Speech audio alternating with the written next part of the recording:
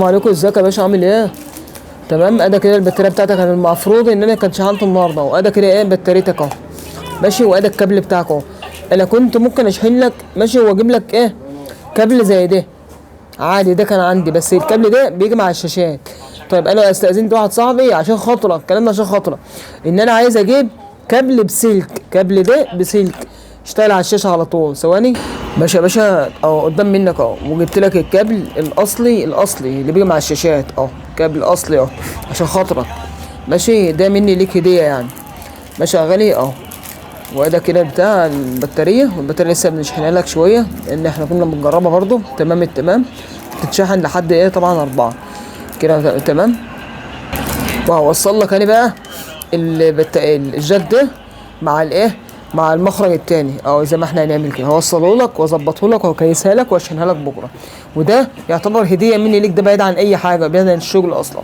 واحنا تحت امرك، والحمد لله ان انت يعني واثق في العبد لله. تمام. تمام. واقفلها لك كده. تمام. وهجربها لك برضو على الشاشه عشان تبقى انت واخد الحاجه شغاله. بص يا حبيبي، ادا كده البطاريه اهي. تمام. وادا كده الكابل عملته لك عشان خاطرك. ماشي بقى الكابل التاني وكابل الشاشه، كابل اهوت الاساسي ال 12 وكابل الشاشه اهو.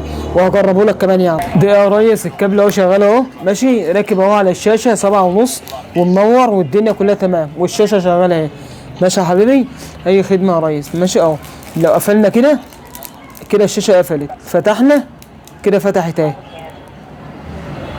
اعمل لك شغل على ميه بيضاء. البطاريه ايه ممتازه، و10 10، ودي اللي فيها النور وكل حاجه. وادي النور اهو.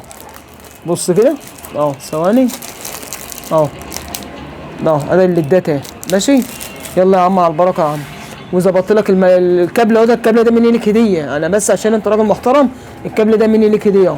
اي خدمه راز هشحن لك بكره ان شاء الله، وابعت لك البوليس. وما توصل بس ايه تبقى تكتب لنا كلمه حلوه او فيديو مقطع حلو، بس اللي احنا بناخده بس من الناس شكر لنا، عشان يبقى الناس عارفه شغلنا.